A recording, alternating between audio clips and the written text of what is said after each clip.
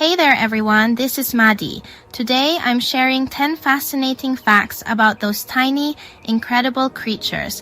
Hummingbirds. If you love nature, you're in for a treat. Alright, let's dive in. Una, ang pinakamaliit na ibon sa mundo ay ang Bombay na hummingbird o Melissuga helinae. Kasing liit lang ito ng isang daliri na umaabot sa 2.2 pulgada ang haba. Pangalawa, ang mga hummingbird ay may natatanging kakayahan na lumipad ng pabaliktad, pataas at pababa. Hindi ba't kamangha-mangha? Pangatlo, ang makulay na balahibo nila ay dahil sa microscopic na istruktura na nagbabalik ng liwanag.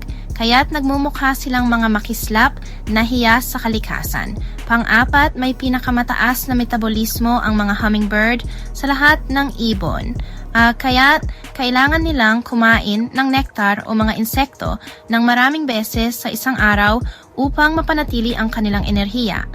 Panglima, kayang mag-suck ng nektar ang mga hummingbird gamit ang kanilang mahabang dila na umaabot ng higit sa kanilang sariling haba. Ang galing, di ba? Pang-anim, mga territorial ang mga male hummingbird.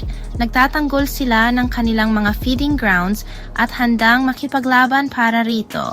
Pang-pito, may kakayahan ang mga hummingbird na makakita ng mga ultraviolet na kulay. Tumutulong ito sa kanila na tukuyin ang mga bulaklak na may nectar. Pangwalo, ang ruby-throated hummingbird ay nagmamigrate mula North America patungong Central America tuwing taglamig. Naglalakbay sila ng higit sa 500 milya nang walang tigil.